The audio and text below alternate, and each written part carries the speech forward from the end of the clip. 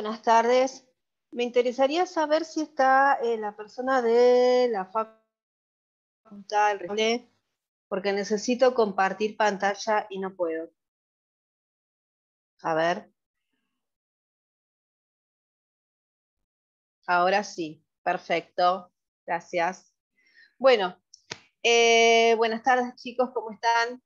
Ahí estuve mirando el caso. Bueno, vi que no había quedado visible la clase, la actividad referida al material bibliográfico correspondiente al contrato de locación de cosa, así que ya lo tienen visible. También hice visible lo que es la unidad del día de hoy, que está referida a la sesión de derechos, y la próxima que veremos también la dejé habilitada, como para que ya, si quieren, también puedan ir viéndola, que la próxima mandato.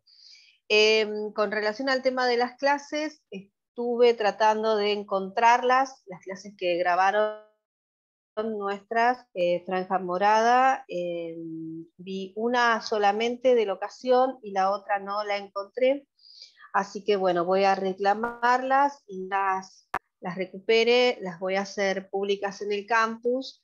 No sé si la han podido ver, si la quisieron ver de vuelta. Bueno, por eso es importante la presencia los días que damos las clases, porque pueden pasar estas cosas, bien, entonces es una lástima si puedes no tener la clase, no aprovechar la clase el día que se da. Una cosa es poder verla nuevamente y otra cosa es verla funciona esta grabación, que estamos pendientes de que no se pierda, de buscar el enlace, de que esté y todo lo demás. Así que bueno, si les parece bien comenzamos con sesión. Si no, si me quieren preguntar algo, si tienen alguna inquietud. Lo que sí voy a comentar es que en principio, si no me equivoco, la fecha aproximada del segundo parcial está prevista para el 6 de diciembre. Así que, bueno, eso para que organicen agenda y el tema del estudio. Bueno, entonces vamos a comenzar, que sea el contrato de cesión de derechos. Ahí les voy a compartir el Power y vamos a ver las características que tiene este contrato, que tiene algunas pequeñas dificultades, no muy importantes, pero por ahí hay cositas que les puede generar algún ruido o alguna duda. Bueno, en principio, cuando hablamos de cesión de derechos, estamos hablando de un contrato en donde una parte transfiere, bien, en propiedad un derecho a otra. Vamos a ver que puede ser a cambio de un precio, que en ese caso la cesión sería una cesión onerosa, o puede ser que sea gratuita, ¿sí? Que no haya un precio de por medio. Generalmente, el contrato de cesión es por esencia un contrato oneroso, ¿sí? Salvo que se previera lo contrario. Cuando hablamos de esta cesión, bien, de este contrato de cesión, tenemos que imaginarnos en qué situaciones yo tengo un derecho y en qué situaciones voy a transferir ese derecho. Y si esto lo vinculamos con el contrato de compra-venta, la realidad es que se puede presentar el derecho de propiedad bajo la forma de la cesión de derechos. No sé si alguno se imagina a qué me estoy queriendo referir. Si alguno tiene idea o quiere hacer algún aporte, puede comentarlo.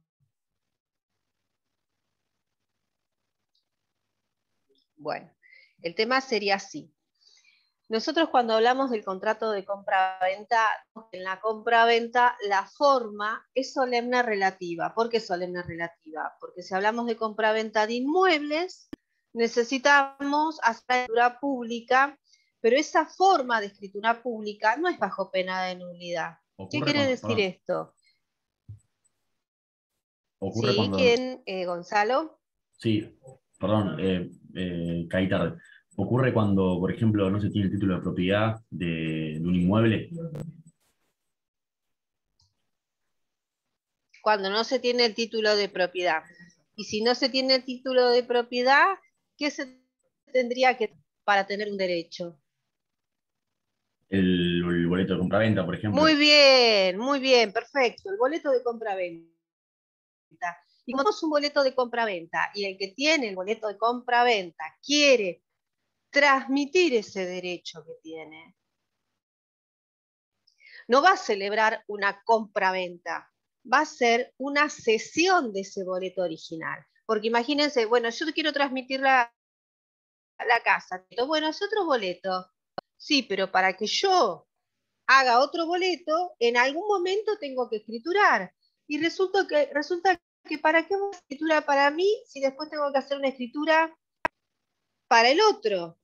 Entonces, directamente le cedo la posición actual, le cedo el derecho que tengo sobre ese boleto al comprador. ¿Está? Entonces, hablamos de compraventa, sí, la compraventa se puede instrumentar mediante una escritura, compraventa de inmuebles, mediante una escritura pública. Si yo no celebré la escritura pública, tener un boleto, y si la persona quiere transmitir ese boleto, lo va a hacer a través de la cesión de derechos. Bien, muy bien, Gonzalo. También tenemos el tema de la cesión de la herencia. Acá tenemos un fallecimiento donde hay herederos declarados y uno de ellos quiere transmitir a otro, ya sea a su hijo, a un sobrino, a otro de los herederos, su parte, y hablamos de una cesión de herencia. Está transmitiendo un derecho, ¿sí?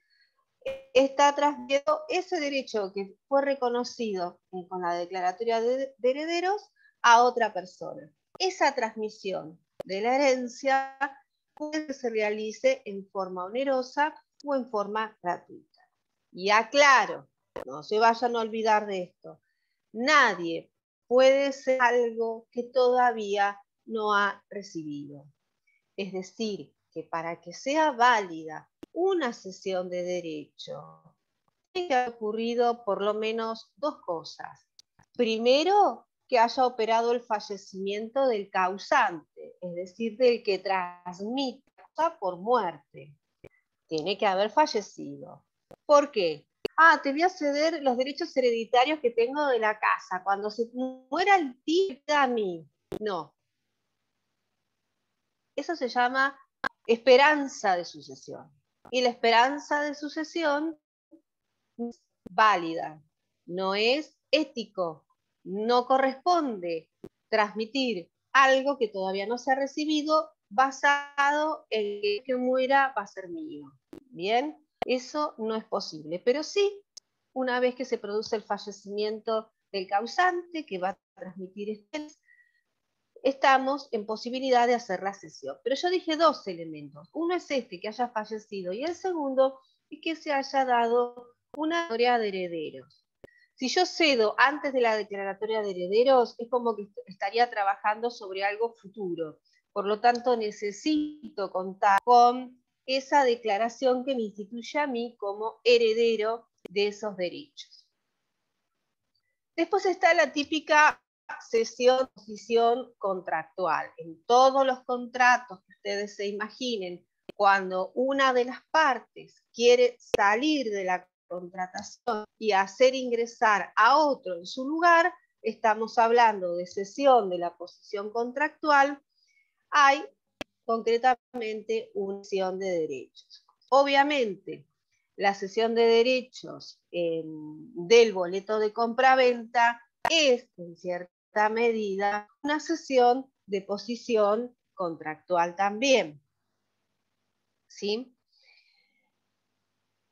Pero el contrato que nos convoca hoy, o que tal vez nos detengamos a trabajarlo un poquito más, tiene que ver con la cesión de créditos.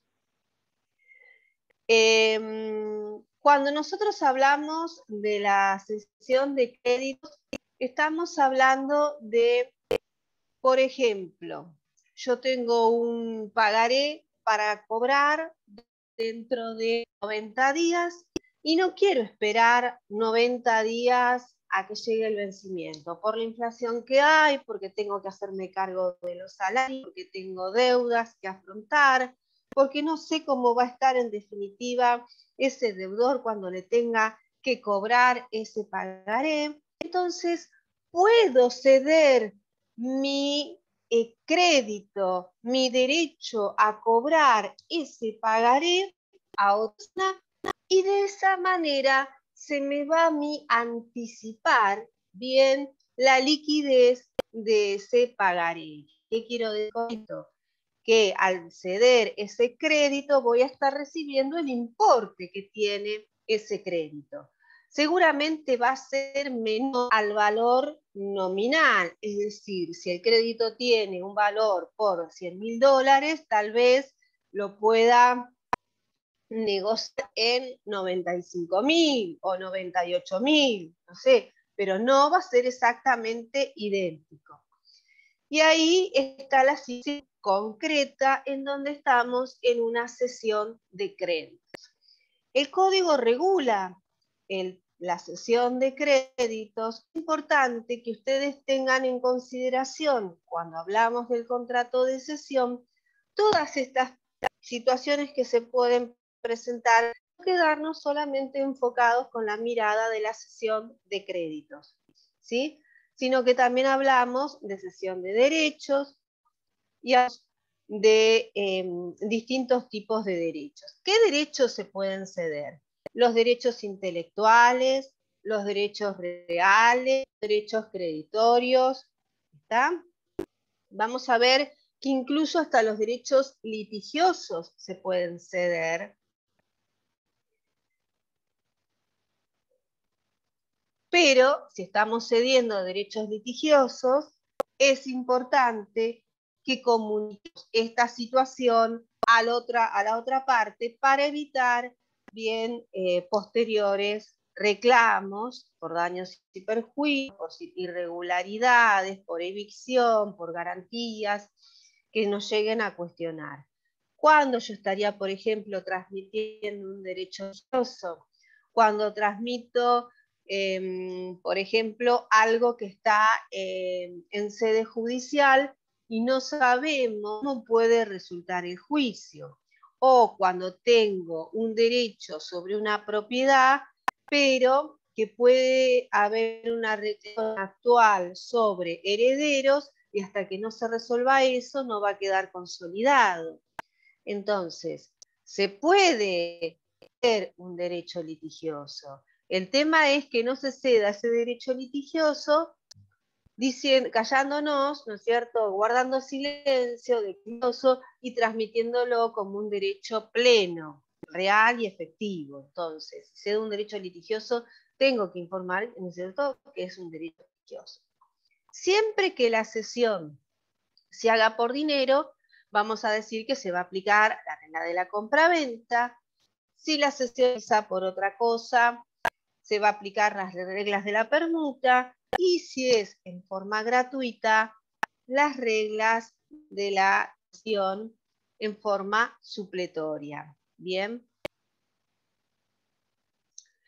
En cuanto a los caracteres, decimos que es consensual porque hay un acuerdo, una parte se obliga, bien, a transferir la propiedad, o sea, ese derecho, la propiedad de ese derecho. En cuanto a la forma, vamos a ver que puede ser realizado en forma escrita a los fines de la prueba, pero hay situaciones en donde se nos va a exigir la escritura pública. Si el derecho que yo tengo que transmitir está constituido en una escritura pública, debo cumplir con esa misma formalidad. Y en cuanto a si es oneroso o gratuito, podía ser tanto oneroso como gratuito, que generalmente es un contrato oneroso.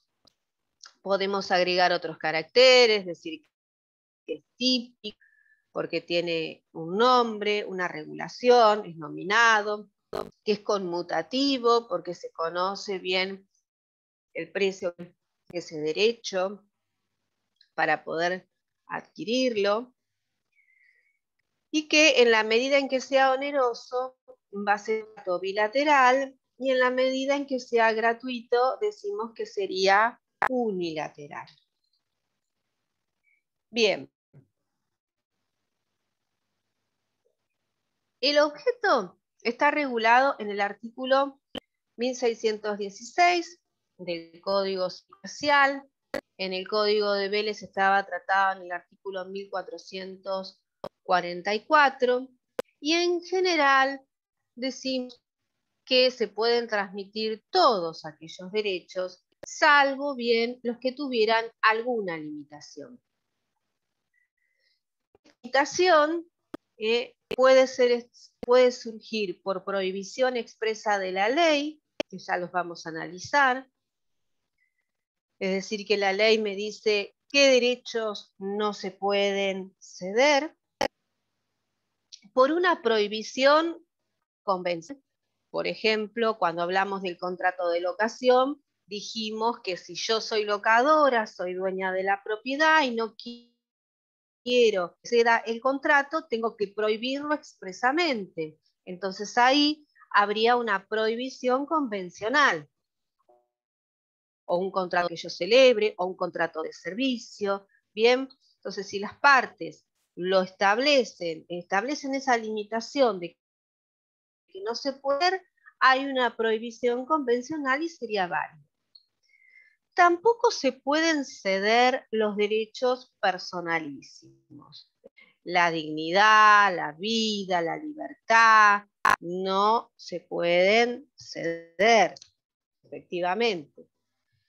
Tampoco el derecho de uso y habitación. ¿Por qué el derecho de uso y habitación no se puede ceder? ¿Y en qué casos? O sea, ¿cómo es esto? ¿Qué significa? El derecho de uso y habitación ustedes lo pueden ver, por ejemplo, bueno, podemos ir al contrato que tuvimos anteriormente, el de locación, cuando muere el locatario, el inquilino, y dijimos que tenía la posibilidad de continuar quienes hayan estado conviviendo con él, bien, que no necesariamente sean sus herederos. Bueno, imagínense que quienes estaban conviviendo en la locación decidieran ceder ese derecho a permanecer. No se puede ceder. ¿Por qué? Porque se quiso proteger a esas personas y no a otras. ¿Da? Ese de continuar, de permanecer en caso de fallecimiento que surge de la ley y que ampara que continúen la locación quienes estaban viviendo, ese derecho no se puede ceder. O que yo estuviera diciendo el derecho que se le concede a la ex esposa, a la cónyuge y sus hijos de habitar el inmueble. Ese derecho que se les da de habitar el inmueble, para que ellos tengan un techo, tengan un lugar donde vivir. No podrían cederlo y perder de esa manera el derecho que les consagró mediante esa protección. O el derecho de uso y habitación que surge del usufructo. El usufructo consiste en que hay un desmembramiento, por así decir, del dominio, y por una parte yo voy a tener al titular registral y por el otro lado voy a tener a quien va a utilizar de por vida ese inmueble. ¿Quién de por vida ese inmueble, que tiene el uso y habitación? No puede cederle, no puede cederle para que vaya a otro a ocupar esa propiedad, porque la protección que da el usufructo es que quien entrega la propiedad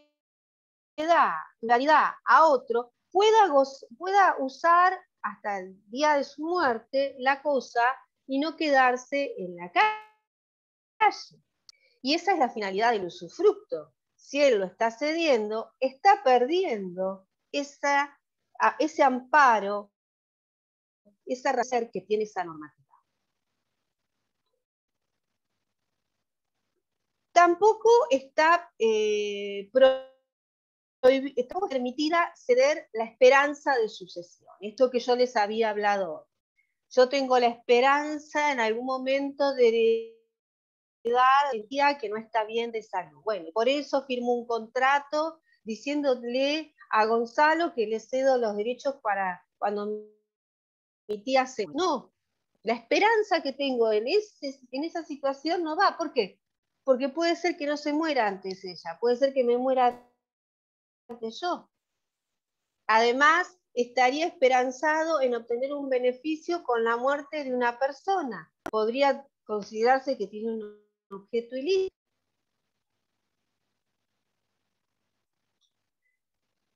Los pactos de preferencia. Los pactos de preferencia están previstos en la compraventa. Y cuando hablamos de compraventa, decimos que para el caso que la persona quiera vender, el comprador quiera vender nuevamente la propiedad, va a preferir primero a quien se la vendió antes que a otro. Y le tiene que dar aviso, y este tiene que ejercer su derecho, el vendedor, de 10 días de que le avisa. Bueno, esa preferencia que figura en una cláusula, que se hizo la escritura, que está inscripta la compraventa con pacto de preferencia, no se puede ceder. Porque el beneficiario es el vendedor, sino otro tipo de contrato. Las jubilaciones tampoco se pueden ceder. Los derechos de alimentos futuros tampoco. Muchas veces hay un reclamo de alimentos en donde se dice, bueno, yo cedo lo que voy a percibir durante estos 3 meses de alimentos para pagar la tarjeta de crédito. No, no se puede ceder alimentos futuros. Sí, yo puedo disponer qué voy a hacer con mis ingresos a medida que reciba los devengados, pero no alimentos futuros. El contrato opción tampoco. ¿Por qué? Porque el contrato opción tiene un beneficiario y ese beneficiario se tuvo en cuenta esa persona. Por lo tanto, ese beneficio que se acordó a favor de esa persona no se puede ceder porque se estaría desvirtuando la opción. Por ejemplo, para que entiendan. Creo que entienden, pero capaz que no entienden. El ejemplo. Yo tengo un contrato de locación y doy la opción que diga 3 años más porque ya está por vencer el locatario, ¿no? No puede ejercer la opción el futuro locatario de continuar. La opción la tiene que ejercer el que está actualmente viviendo, porque si no, ¿qué? Porque si no, no sería un contrato opción. La opción es de quien está actualmente en ejercicio. Distinto es que yo haya cedido el contrato de locación y que después, cuando llega el vencimiento, ejerce la opción el nuevo beneficiario, la nueva persona, o sea, el nuevo locatario, quien está ocupando esa posición. Eso es una cosa. Pero el derecho a la opción, simplemente, sin que esté incorporado en el contrato la persona, no lo puedo ceder porque no está habilitado. Y yo digo, por ejemplo, otro ejemplo, si Susana tiene derecho a dar clases en contratos o dar clases en opciones y resulta que esta opción que le doy a Susana, ella cede ese derecho para que lo ejerza Roxana, pero Roxana no da ni obligaciones ni da contratos, entonces difícilmente podría ejercer esta opción, ¿sí? La indemnización por accidente tampoco se puede ceder, ¿sí? Porque se podría prestar a irregularidades o a situaciones a valerse de alguna cesión para de esa manera dar menos indemnización, haciendo figurar que hubo una cesión posterior. Entonces, la indemnización por accidente no se puede ceder. Tampoco el derecho a la vivienda protegida. Esto ustedes lo han visto en Civil 1, también tiene que ver con lo que antes se llamaba como de familia. ¿A quién beneficia esa vivienda protegida? Al entorno familiar, a quienes están comprometidos con esa realidad, a los hijos, al cónyuge. Por lo tanto, ese derecho no se puede ceder. Tampoco, bueno, tenemos la asunción de deudas, es decir, que alguna persona se haga cargo de las deudas de otro. Bueno, para que una persona asuma las deudas de otro, acá lo que se estarían cediendo sería, necesitamos la conformidad del acreedor. Si el acreedor está conforme, que seguramente lo va a estar, bueno, en ese caso se queda. ¿Por qué digo yo seguramente va a estar? Porque para que alguien asuma las deudas es porque ya la situación, estamos como en la propaganda, morosos incobrables, ¿no? Es una persona que es insolvente y el acreedor considera que esa cesión lo va a beneficiar y va a poder hacer efectivo su crédito. Ahora, si recién contratamos y vamos a ceder esa deuda a otro, en ese caso puede generarse decisión por parte del acreedor. Por lo tanto, no estaría obligado a aceptar. ¿Qué pasa? Que si la acepta, esto, bueno, ya lo vamos a ver, pero hay situaciones, dejémoslo acá para no complicarnos, hay situaciones en donde puede no prestar conformidad el acreedor. ¿Qué es lo que se transmite con la cesión? Bueno, con la cesión se transmite el derecho. Si yo estoy hablando de un contrato de locación, estoy transmitiendo el contrato de locación. Si yo estoy hablando de derecho de propiedad, estoy transmitiendo el derecho de propiedad. Si estoy hablando de un derecho intelectual, estoy transmitiendo ese derecho. ¿Y qué más? Los accesorios. ¿Cuáles son los accesorios? Las garantías si tuviera hipotecas, si tuviera prenda, si tuviera los intereses. Esos son los accesorios. Y también ejecutiva, es decir, la posibilidad de exigir judicialmente bien por ese derecho.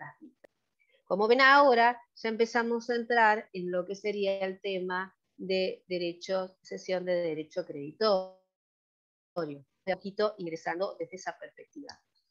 La solvencia o la garantía de solvencia, en el caso de que yo ceda un crédito. ¿También estoy cediendo la solvencia? Bueno, cediendo la solvencia, acá la palabra, lo que quiero decir es, ¿estoy dando garantía de solvencia? Yo que cedo ese crédito, ¿estoy garantizando que se puede cobrar? En realidad decimos que la cesión no implica la solvencia, la garantía de solvencia de ese crédito. El que cede no se estaría haciendo responsable si posteriormente ese no se puede cobrar. Pero a este principio general hay excepciones, que ya las vamos a ver, pero les adelanto que están vinculadas a la mala fe, al dolo de quien ese crédito. Por ejemplo, yo sé que González se va a declarar en quiebra y lo sé porque vienen rebotando los cheques de la cuenta corriente, lo sé porque ya tiene cerrado hace 2 meses el negocio, lo sé porque puso en venta el auto. Entonces, ¿para qué voy a seguir teniendo títulos para cobrar? Agarro, lo cedo, cobro, te arregle otro. Bueno, que se arregle otro. El día de mañana, ese otro que pasó a ser cesionario, cedente, que transmite, cesionario, el que recibe ese crédito, puede llegar a cuestionarle, invocando la mala fe, y el dolo, esta situación que se genera ante la incobrabilidad de ese crédito y la posibilidad de reclamar lo que se le hubiera abonado un tanto más o menos, y en algunos casos los daños que ello hubiera irrogado. Pero todo será cuestión de prueba, ¿bien? Todo será cuestión de prueba. La cesión vemos que puede ser total o parcial. Cuando hablamos de la cesión total, bueno, no hay dudas, bien, y si es parcial, tiene que estar expresamente establecido qué porcentaje se cede, bien, y cómo se va a responder. Después tenemos cesiones en garantía, que están regulados en los artículos 1615, 2232 y 33, y que en este caso la cesión vendría a funcionar como una fianza, ¿sí? Que ya cuando veamos fianza tal vez lo puedan integrar un poquito mejor. En cuanto a ceder un derecho inexistente, vamos a ver la regulación del 1623, me gustaría que alguno lo lea, y esto está vinculado puntualmente con la garantía de evicción, garantía de salida, ¿sí? No sé quién quiere leer el artículo 1629. Leo. Bien.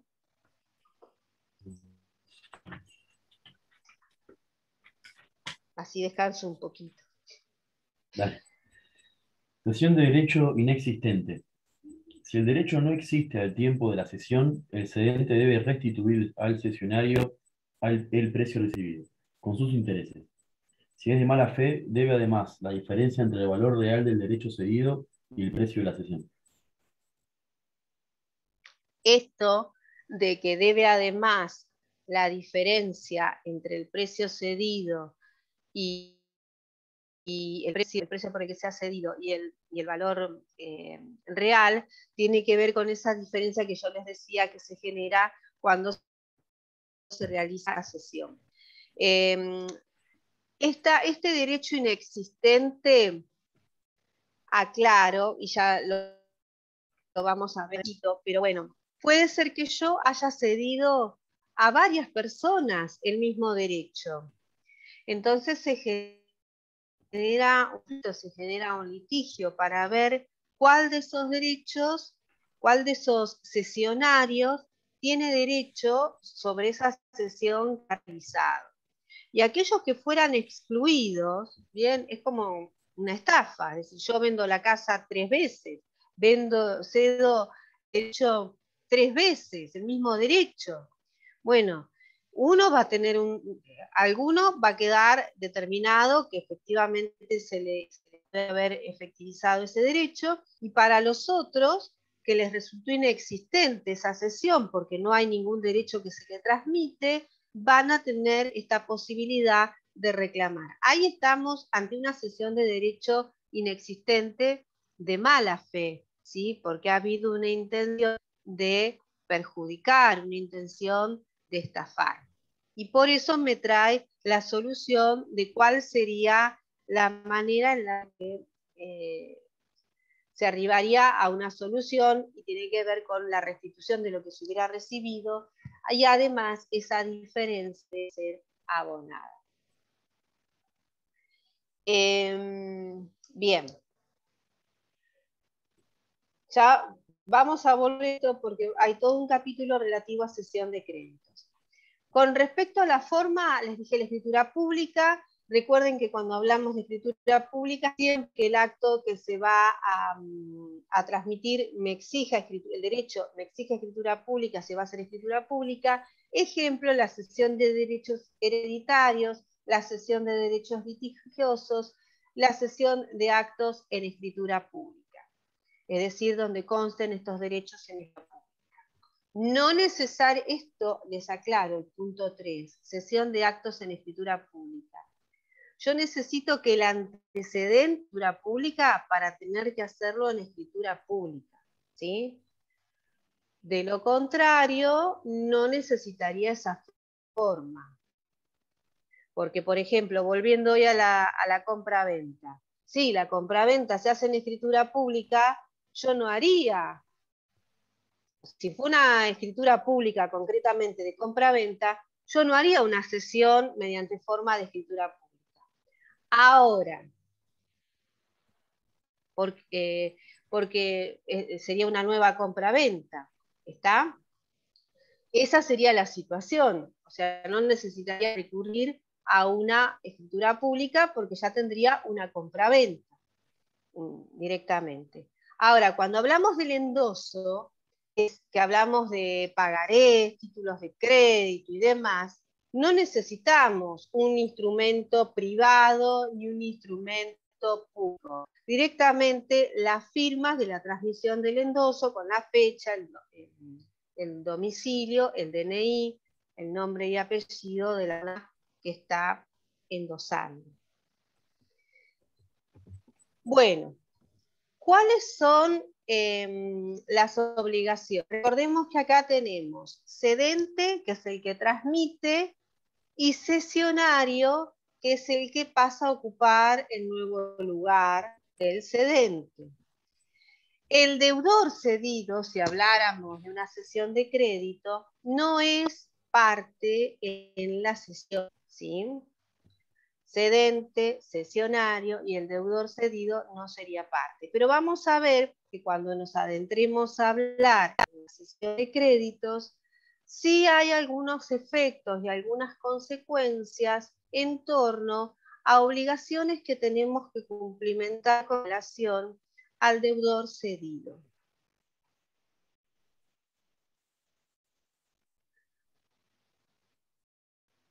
Bien, lo que se va a garantizar es, decimos, la garantía de, primero, la primera obligación es transmitir la titularidad del crédito.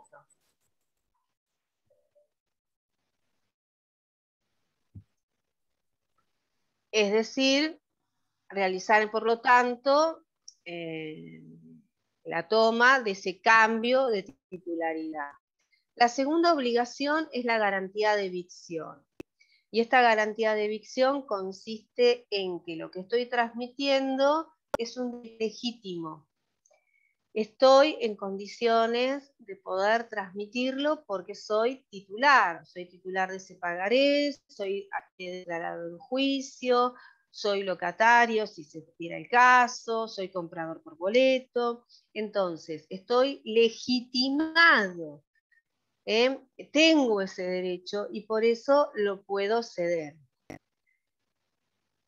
Pero si yo estoy transmitiendo un derecho que no tengo, que es inexistente, bien, o que lo he transmitido varias veces, me voy a tener que hacer cargo de la garantía de evicción.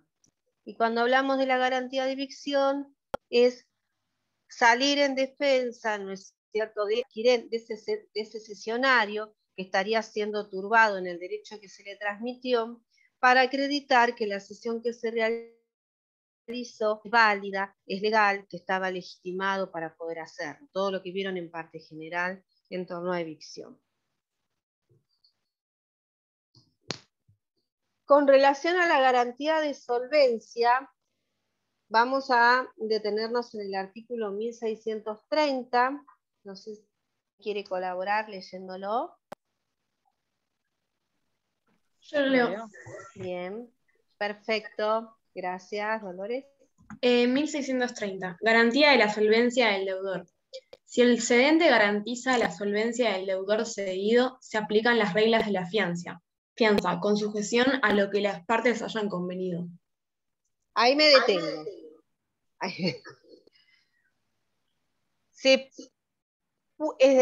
La solvencia, vamos a decir que es algo accesorio y que como recurriendo a la autonomía de la voluntad de partes, lo podrían llegar a acordar.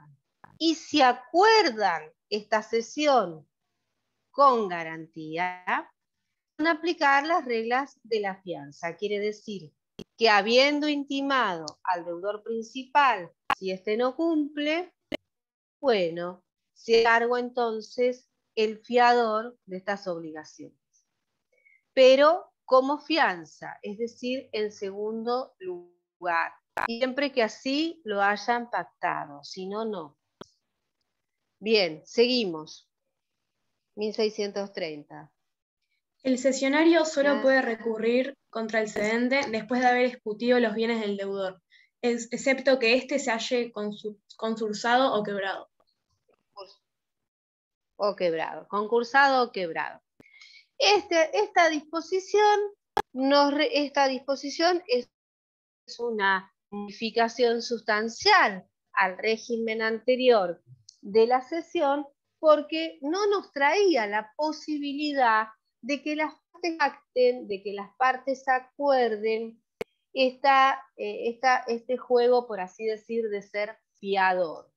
Entonces, cuando veamos fianza, que es uno de los contratos que vamos a ver, van a trabajar conmigo, está que la fianza, no hay una fianza, solamente se puede ir contra el fiador siempre que antes se haya querido ejecutar o se haya intentado ejecutar los bienes del deudor principal y careciendo de bienes o encontrándose en una situación de concurso, recién ahí se puede ir a ejecutar al fiador. Nosotros cuando tenemos una deuda, hay un fiador, la idea es que la acción se entable contra los dos en el mismo momento y cada uno bien haga valer sus derechos en la contestación de demanda. Dictada la sentencia, se va a ejecutar en primer término al deudor principal y si éste careciera de bienes, entonces se irá contra el fiador. Sí, pero ya vamos a tener el importe conforme la sentencia que se haya dictado.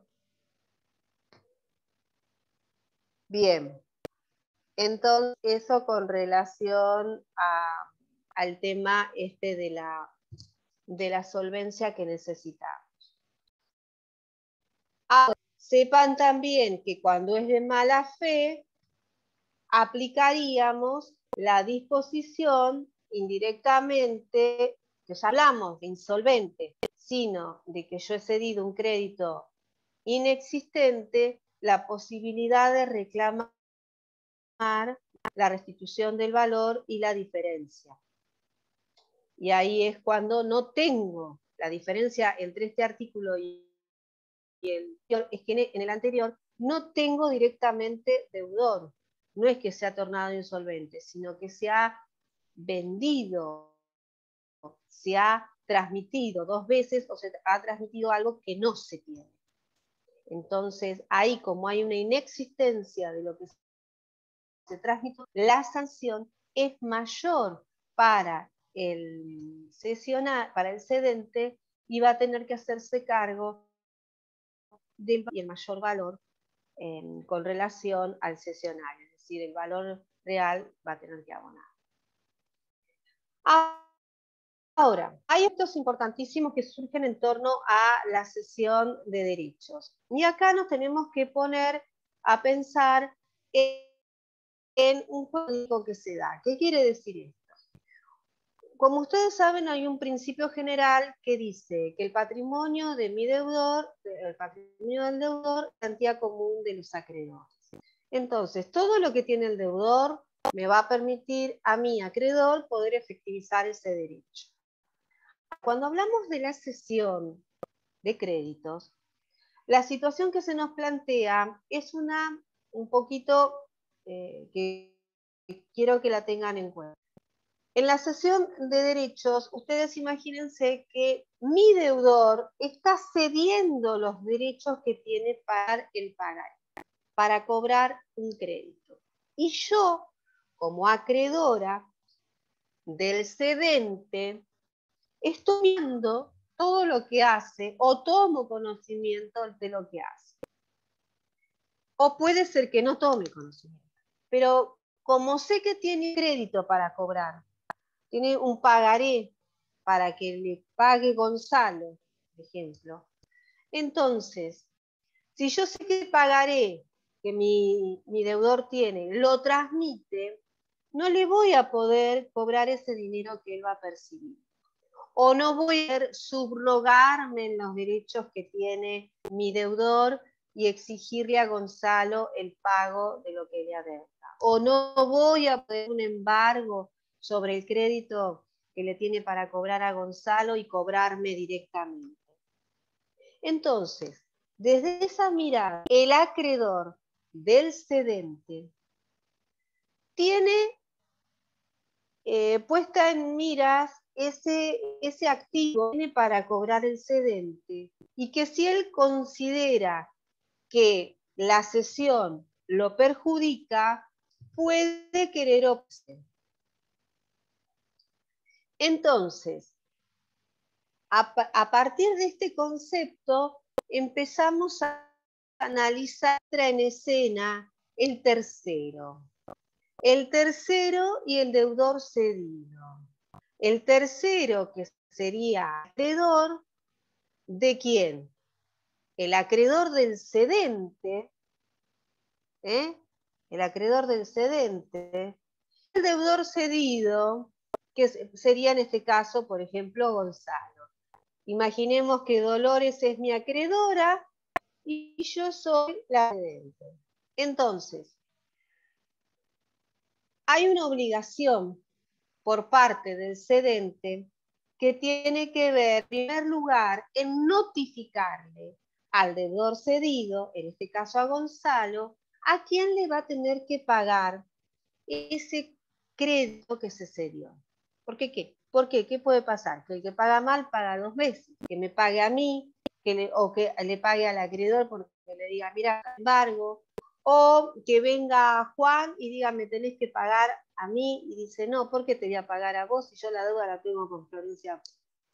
Lo primero que tiene que hacer el cedente es darle aviso al deudor cedido de que se ha realizado la cesión. Cuando yo les dije que el deudor cedido no es parte, no es parte, pero hay que notificarle, hay que avisarle que es la cesión para que sepa a quién pagarle. Entonces, entre el tercero y el deudor cedido se producen los efectos desde la notificación. ¿Qué quiere decir esto? Quiere decir que si mi acreedor quisiera embargar el crédito que yo tengo para cobrar,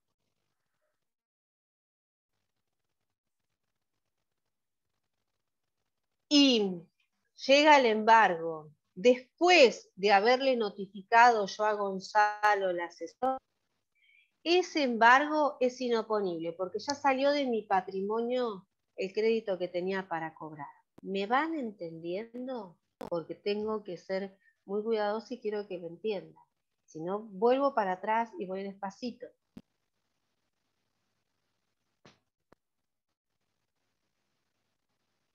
A ver, dijimos que con el contrato tenemos cedente y cesionario. Ahora aparecen otros en escena. ¿Quiénes son los otros? El deudor cedido, el que tiene que pagar, y el acreedor, ¿de quién? Del cedente, del que transmite. El acreedor del cedente está mirando todos los créditos que yo tengo para cobrar, para ver si trabar un embargo en mis créditos. Como tengo plata para cobrarle a Gonzalo, quiere trabar embargo sobre ese crédito que yo tengo. Pero como yo le notifiqué a Gonzalo que hice una cesión, si el embargo del crédito llega después que yo le notifiqué a Gonzalo la cesión, como ese crédito sale de mi patrimonio cuando yo le notifico a Gonzalo, entonces el acreedor mío no puede embargar el crédito que tengo para cobrar, porque ya salió del patrimonio. Si yo no notifico, no salió del patrimonio. Entonces, el concesionario no va a poder cobrarle a Gonzalo. El acreedor mío va a cobrarle a Gonzalo, se va a llevar la plata que tenía que pagarle al cesionario, y el cesionario se va a quedar mirando el techo y me va a reclamar a mí la diferencia porque va a decir, me cediste algo que no existe, inexistente.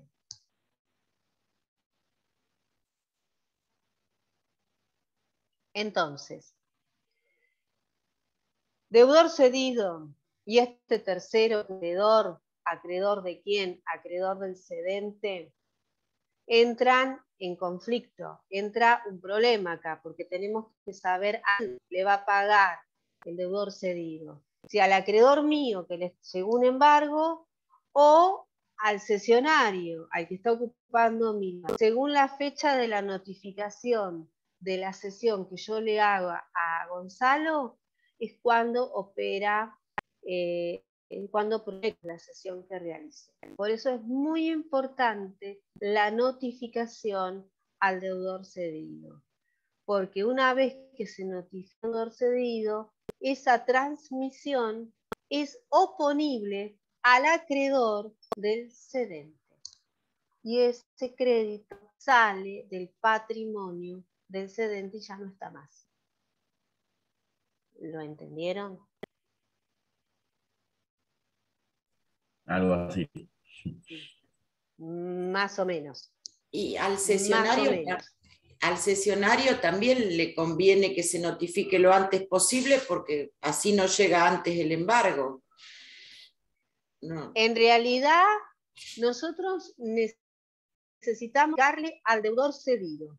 El deudor cedido opone, pues llega, el deudor cedido acá es Gonzalo, le llega un embargo de que le tiene que pagar a Dolores el crédito. No se lo tiene que pagar. ¿Cuál es tu nombre, la que habló recién, que no te veo acá?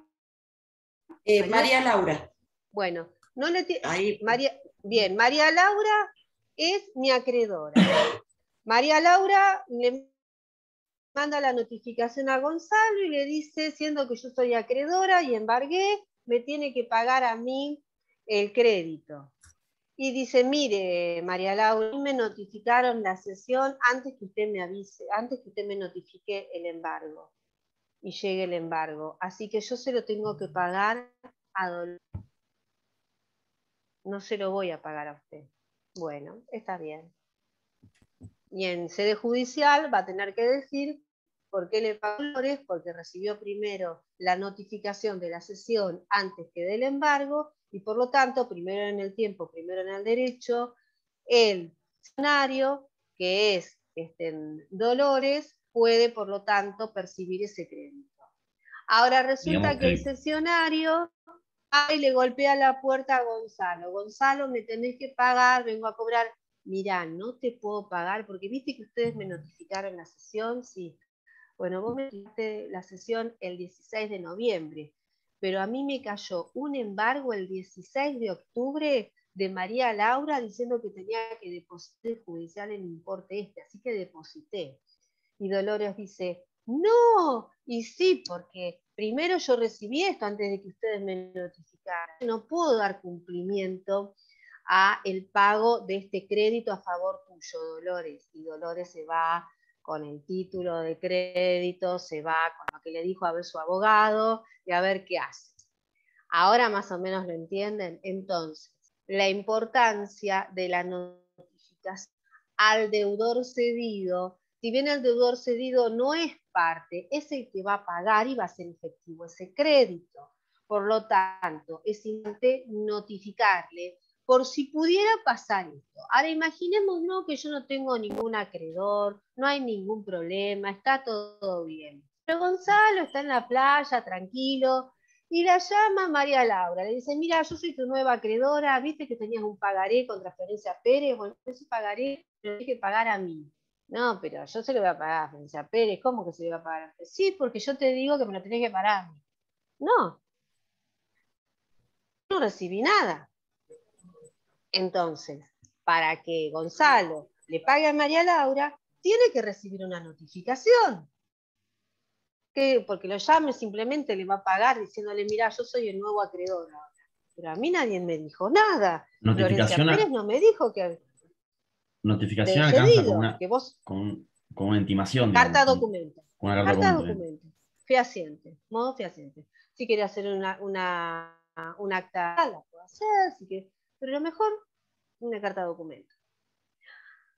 En algunos casos, cuando se trata de entidades financieras que son crediticias, hacen publicación de dictos. Entonces se produce la fusión de entidades bancarias o sale del mercado un ingresado, transmite en toda la cartera de créditos.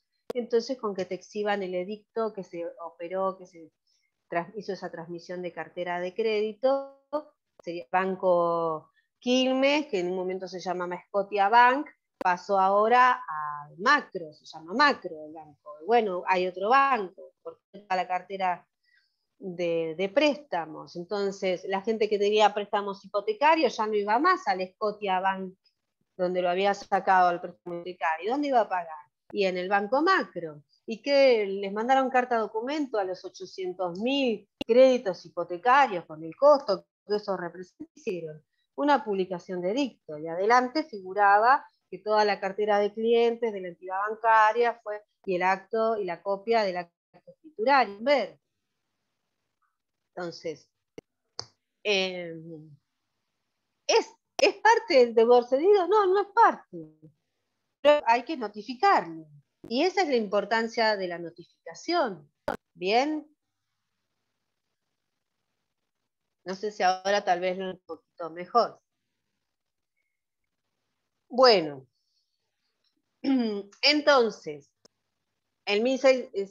todo este artículo en el Código Civil y Comercial, el artículo 1622 les habla de los acreedores del cedente, trae, ¿no es cierto?, la prioridad, el embargo anterior a la notificación, quién tiene la prioridad. Y después hay situaciones que se pueden dar en torno a si el cedente obró de mala fe y cedió varias veces ese crédito. Entonces, ¿quién va a tener derecho? Imaginemos que el crédito que yo tenía con Gonzalo se lo cedía a Dolores, se lo cedía a María La, se lo cedía todo el curso, a 30 personas. ¿Quién va a tener prioridad?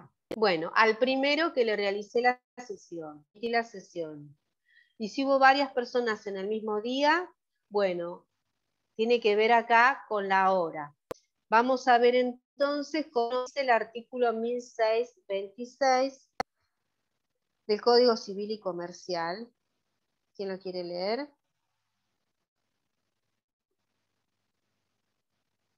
Escuchamos. Yo lo leo, profe. Perfecto. Artículo 1626. Sesiones realizadas el mismo día. Si se notifican varias sesiones en un mismo día y sin indicación de la hora, los sesionarios quedan en igual rango. Perdón, no escuché y se cortó. Los sesionarios quedan en igual rango. En igual rango. Por eso tenemos una gran diferencia de la normativa aplicable según el momento en el que se haya realizado la sesión vigente, porque el artículo 1466 no se establecía la prioridad con relación al horario en el cual se había efectuado. Entonces decía, bueno, el que fue el que notificó a primera hora por cedido tiene privilegio. El que notificó, y si no hay y bueno, en realidad lo que dice ahora es que a prorrata. ¿Qué quiere decir que va a prorrata? Quiere decir que entre todos se divide ese crédito que se tiene que cobrar. Y entonces todos después van a tener que ir a reclamarle la diferencia al cedente.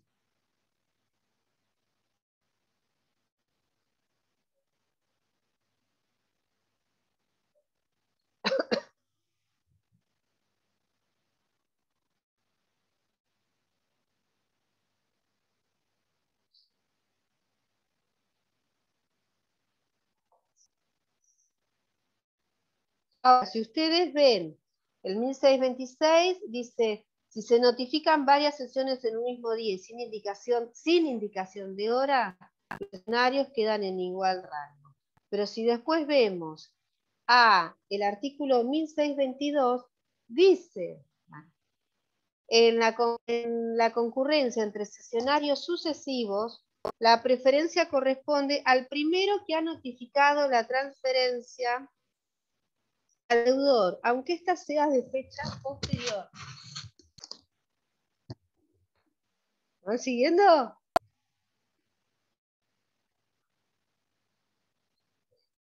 Concurrencia de sesionarios. En la concurrencia entre sesionarios sucesivos, la preferencia corresponde al primero que ha notificado la transferencia al deudor, aunque este sea de fecha posterior. Y si es en el mismo día y no tenemos diferenciado, entonces nos trae un doble juego, el 1629, tiene cierta, el 1626, con lo cual tiene cierta falta de técnica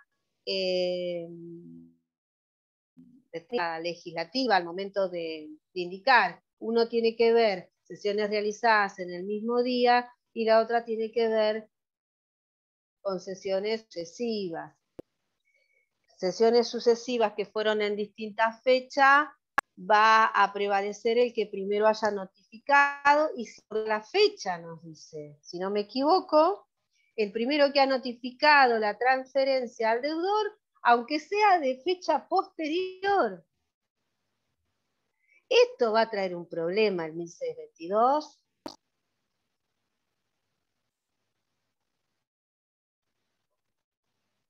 Tremendo. Porque sabemos que la notificación, sesiones sucesivas, bueno, la notificación es importante, pero después hay una clara contradicción con el 1626, que sí dice que la sesión el mismo día va a prorrata. Pero puede haber, qué mala que soy, puede haber sesiones en el mismo día y sesiones sucesivas también. O puede, entonces la notificación es siempre la que establece quién percibiría. Ahí hay una contradicción, la verdad que yo necesito solucionarlo ese tema. Vamos a ver cuáles fueron los argumentos con los cuales establecieron esas pautas.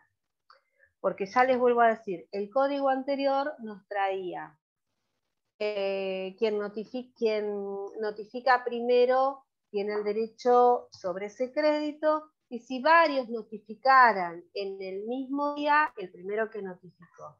Y si en algún caso fuera prorrata, porque es a la misma hora, lo dice, y cuando tomábamos examen, y si es a la misma hora, iban a prorrata. Y si es a distinta hora, el primero que notificó. Ahora acá nos dice, tiene el mismo rango, pero también nos dice que el primero que notificó tiene derecho sin interesar la fecha en la que está realizada la sesión. Con lo cual, el artículo 1622 genera gran contradicción con el 1626. Habría que tener prudencia en comentarios de cómo zanjamos esa diferencia, porque hay cierta contradicción. Bueno, discúlpenme que les haya roto la cabeza con este tema, pero bueno, es evidente, está presente. Bien, entonces, lo que vamos a hacer es dejarles esta inquietud para la clase próxima, como para ver si encuentran algún tipo de comentario, algún tipo de doctrina, se los dejo abierto, un final abierto. Y la clase que viene yo les voy a dar cuál sería la solución aplicable o cuáles son los antecedentes con relación a esta normativa. Pero pensaría dejarles esta incógnita de cómo lo resolvemos o cómo interpretamos el 1622 en conjugación con el 16. Tienen muchas cosas para hacer hasta altura del año y los días de playa no asoman, parece. Ahora se está nublando. Bueno, puede ser una actividad para el hogar. Igual si no la traen no pasa nada, no vayan a no aparecer la clase que viene porque no lo pudieron hacer. Pero está bueno tener un disparador como para decir, ¿y esto? ¿Qué corno quisieron decir acá los legisladores? Capaz que alguno tiene alguna solución posible ahora, si la quiere comentar.